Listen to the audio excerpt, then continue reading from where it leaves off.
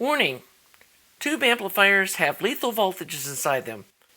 Please do not attempt to build, test, or repair these without understanding and following all safety protocols. Hey y'all! Well, need to do a little correction video from the one we released, I think 2 days ago, about doing the power supply on our 6C33C. And while the process that I used to figure out the PSUD2 software voltages part and all that stuff was correct, I forgot that there are different calculations for Hammond transformers if you're using a full wave versus a bridge rectifier.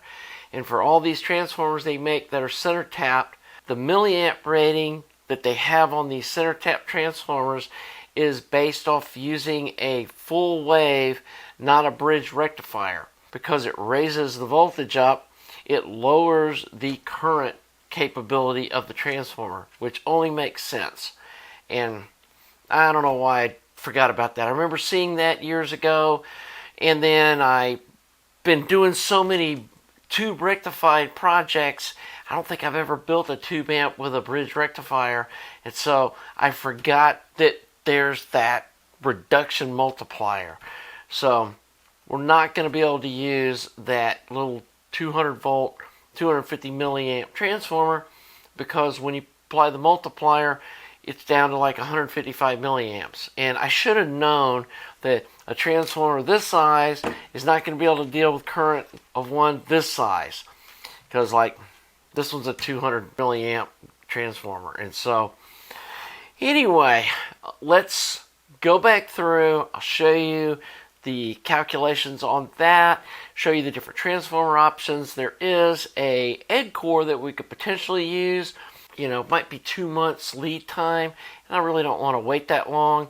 Plus, they're not available internationally very easily anyway. And if I go with that 300 series Hammond, the 450 volt, 300 milliamp one, not only do we have a ton of headroom, so we can do like maybe some crazy stuff with the tube, but they're available internationally, and they have international voltage taps so that you can wire them up for, you know, everything from 100 volts to 240 volts. And so then worldwide people will be able to duplicate what I'm building here. Plus it has a 50 volt tap that we could use for a fixed bias supply. So anyway, let's jump into this video. I'll kind of go through all of that stuff and reboot what we're going to do. And yeah, let's take a look at it. Okay, so let's go over where I dropped the ball here. And I'm going to use the excuse of this will be the first time I've done a tube amp with a bridge rectifier. And I had seen this info in the Hammond PDF catalog before, but yeah, I forgot all about it. So here's showing the two different types of rectifiers and how to calculate their voltages, and more importantly, the current rating. So when they specify these center tapped transformers on Hammond's website or in their literature, this is what they're assuming that you're going to do with it. That you're going to do a full wave with a capacitor input load. And you can see here, 1 amp of DC equals 1 amp of the secondary AC.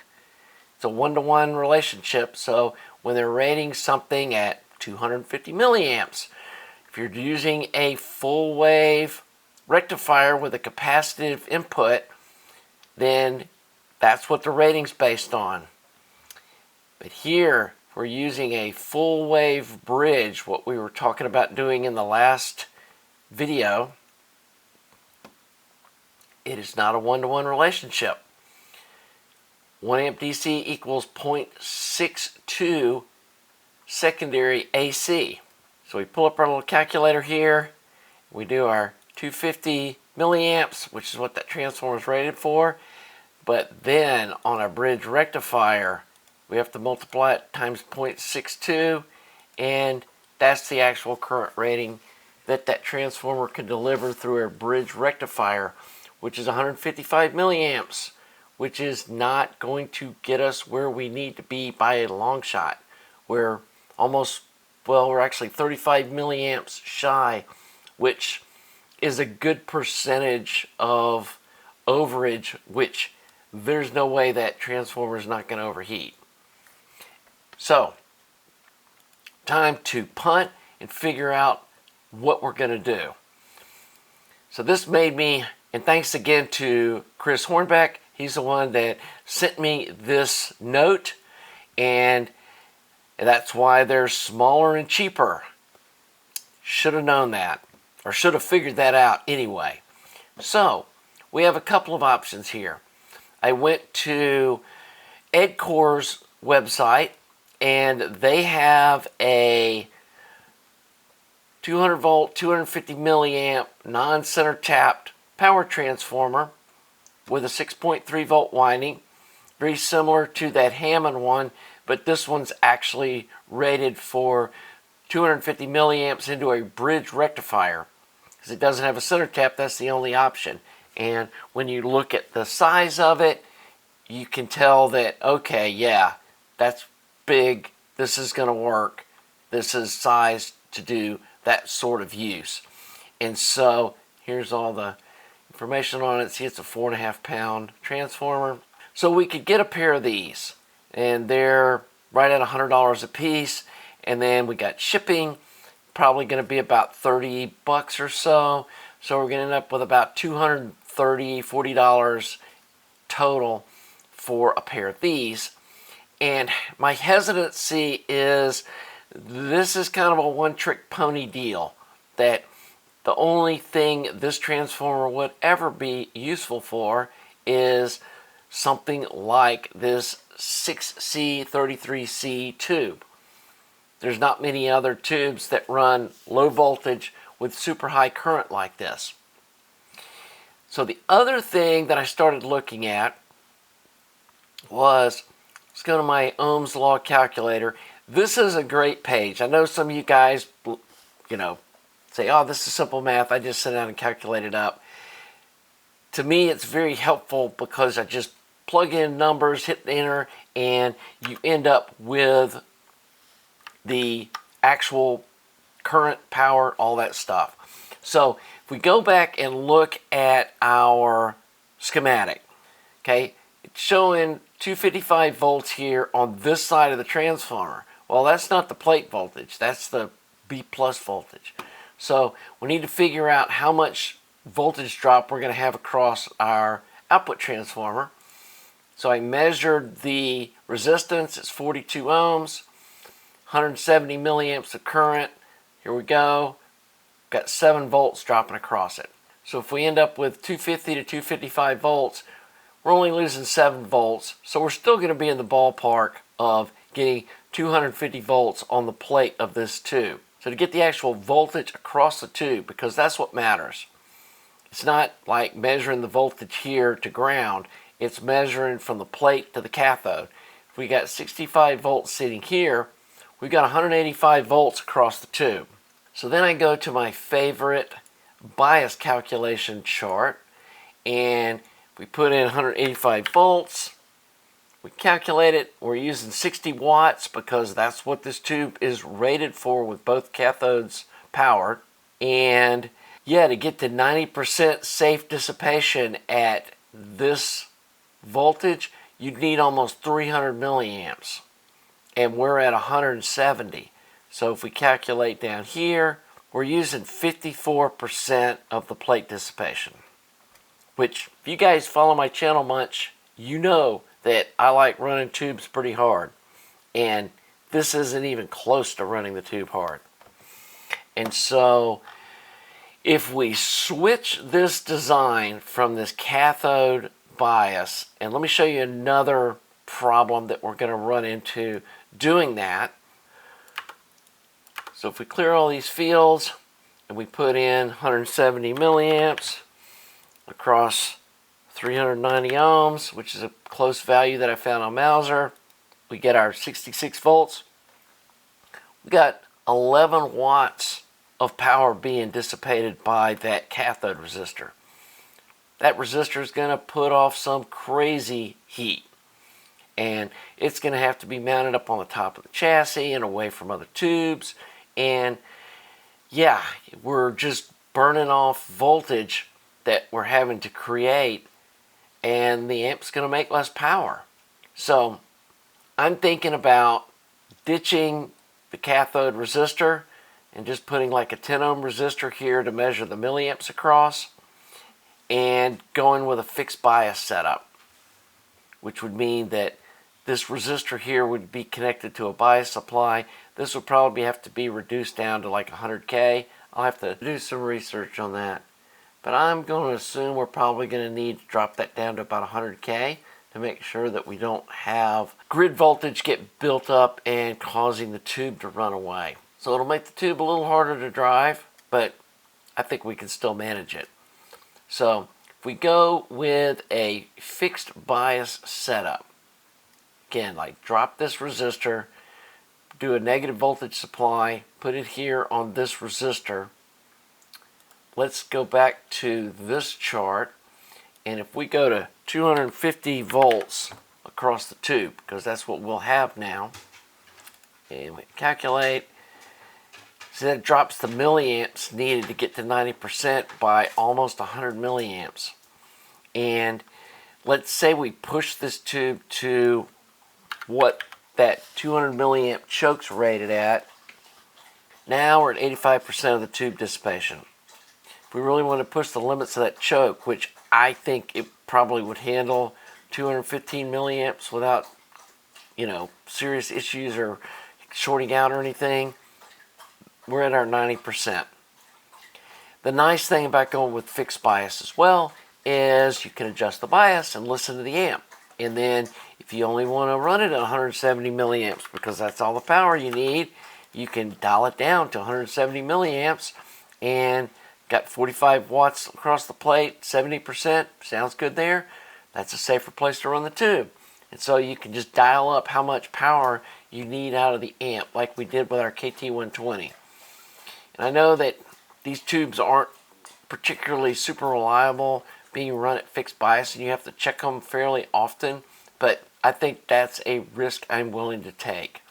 And again, if I go with this transformer and a bridge rectifier, I feel like this is kind of a one-trick pony. So I think what we're going to be doing is going back to this. Let's see which ones we're looking at. Okay, this is the 200 series, and this was the transformer we were thinking about doing. But again, it's not going to make it because it's rated to be used with a full wave, not a bridge rectifier. So there's no other 200 volt transformer that will have enough milliamps to deal with what we want to do. And we come up here, and there's no options in this 200 series transformer. So we jump back, we go to the 300 series. So back in this series, we come down here, there's a 450 volt, 300 milliamp. That's going to definitely get us where we need to be. It gives us plenty of headroom.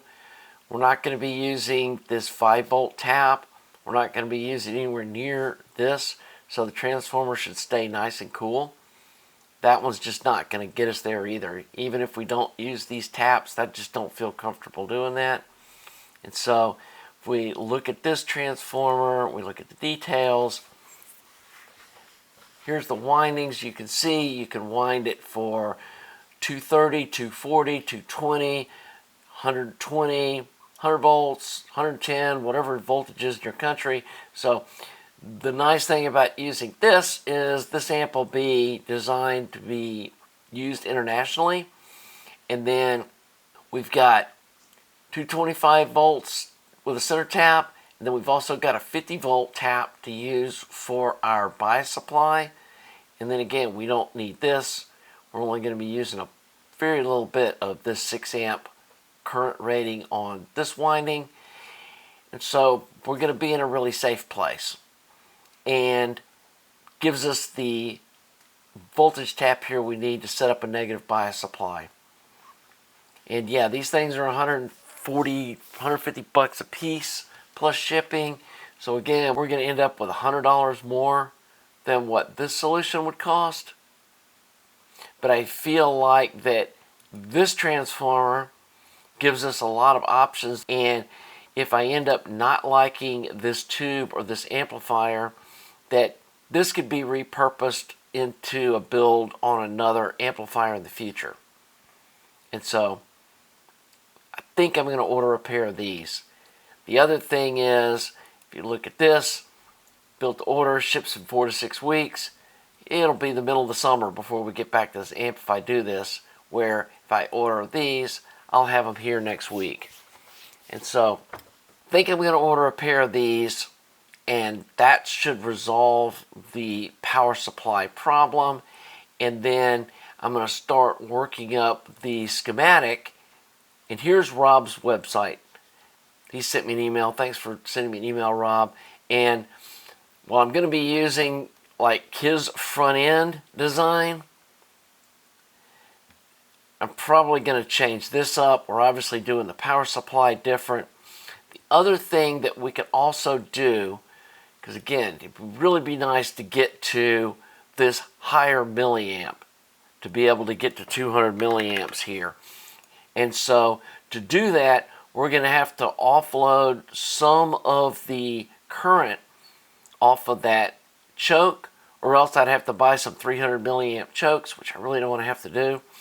And we can do that by, he did something similar here. We put, he had a secondary choke that runs over to the driver tube.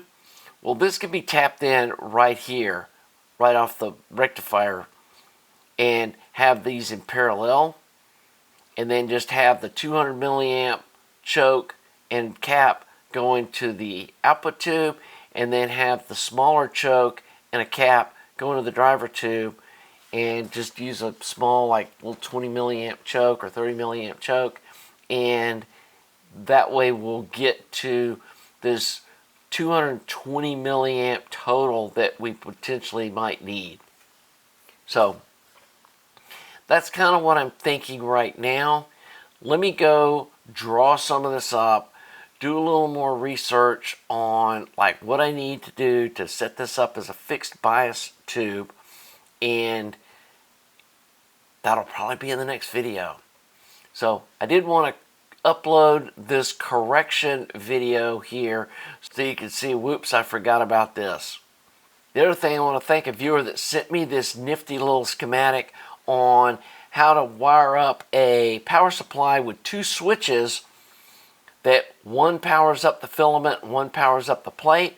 And the cool thing about this little schematic is it doesn't matter which one you flip first. You flip one switch and it fires up the heaters, and then after 10 minutes or so, give this tube a good time to warm up, flip the other switch. And like I said, then you don't have to label the switches or try to remember which one's the heater. You just, if you got one switch on, it's doing just the heaters. When you flip the second one on, it powers up the plate. And so thanks for sending me this cool little schematic. And I think this is a great place to wrap up this video. So anyway, I think this may end up being a good thing. With that original design, we would have been limited to, probably about a 10 watt output amp, which honestly you can get out of a KT88 tube. And it's almost like, why use this giant tube if you're going to limit the power that you're going to be getting out of it? And with fixed bias, we can adjust how much power we're asking out of it based on our need. And yeah, I've read some things, people saying that they're not the most stable tubes. Yeah, we'll just take that risk, I think. And you can always build this thing as a cathode bias version if you choose, and just skip the bias supply, stick the big resistor on the cathode, and just roll with what it makes. So don't feel bad about that. If you guys have been watching my channel, you know I like pushing tubes and seeing how much I can get. And with a fixed bias, I think we can get there. I still have to decide whether I want to use this 193H or go ahead and buy the big 300 milliamp chokes. I may end up doing that just so we don't have to worry about really pushing this tube and what we can get out of it.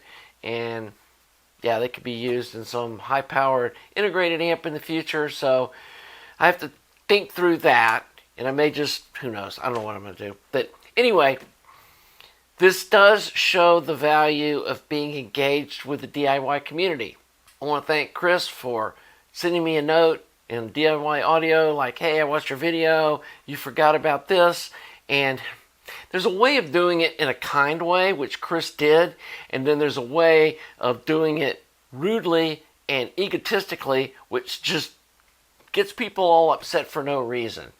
And I really want to thank Chris for sending me such a kind note and still pointing out, hey, you forgot about this reduction formula. And he was like, of course I did. So thanks again, Chris. And again, if you guys see me making goof ups like that in the future, shoot me an email, send me a message on one of these forums that I'm on or whatever. And as you can see, I'm happy to retract or backpedal and go, hey, whoops, I screwed up. Because, you know, again, not an engineer, understand this stuff fairly well, but then I forget about some things like that. And for you folks that have jumped ahead and started ordering parts already for this, this is what happens. Is there are retractions, there's changes. A lot of times during the middle of a build, I'll shift gears, and I don't want to change the format of how I do videos on this channel, of like recording videos as I go along and then saving them all up until I'm completely finished before I publish the first one. I've never done that, not going to start doing that, and I think some of y'all enjoy the way this content is presented, that I do show when I'm backpedaling or when I'm changing things, or like when things don't work out. I've shown my mistakes in the past, and I'll continue to do so in the future. So anyway, this is kind of the layout that I'm thinking about doing. It's putting this big output transformer in the back. So it's, because I mean, I think it would look kind of weird doing that, hiding the choke behind it. And then the wires still have to go by the power supply, so do something like this. And I'm planning on building them in kind of this direction so they can sit next to each other and still fit in my little bay window place where I put my amps. If I do them horizontally, it would just be like this wide and wouldn't fit on anything that I have to, you know, put my gear on. And so we're going to do them in this portrait mode like I did in my KT120 monoblocks. Again, I think I can stick this tube out like that, and then have the driver tube sitting over here, put the bias adjuster up here in the front with a couple of jacks, then put the, you know, input jacks in the side, have the output jacks in the back by the transformer.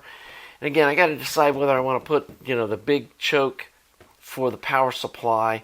Like I said, I could split the rail up and have this choke going to the output tube, and then having this choke go to the input tube. And then I may, you know, who knows, I may switch these around like this. Just have to think that through. That might make more sense, since this is going to that, and this is going to that. This is the little 193A 200 Henry choke. Anyway, got to think about all that layout. We'll do that probably in a future video once I kind of sort that out. I got to redraw the schematic as a fixed bias and get all that kind of sorted out. So this is another one of my videos where, yeah, I'm starting with DHT Rob's, you know, front end, but then I'm using a fixed bias back end, and we're kind of combining different parts of different designs together, because with tube gear, honestly, there's nothing new under the sun. Most of this stuff's been done before by somebody, and it's just a matter of maybe changing up how things are combined together into a single amp that makes something cool and unique. And so anyway, hope you're enjoying this video. Hope you're enjoying this content. I think this is going to be a fun build. If you are and want to follow along, please subscribe to the channel so you get notifications of my new videos. I think somewhere down there there's like a little bell you can set where it'll go ding when a new video comes up, so you won't miss anything in this series. Thanks again to you folks that have been loyal viewers and followers. I appreciate your support, as well as folks that are on my Patreon, give donations at my site, otherwise support the channel. It helps me go out and spend money on all this kind of stuff that who knows what I'm going to do with this amp when I'm done with it, but it makes cool content for the channel. So until the next video, have a nice day.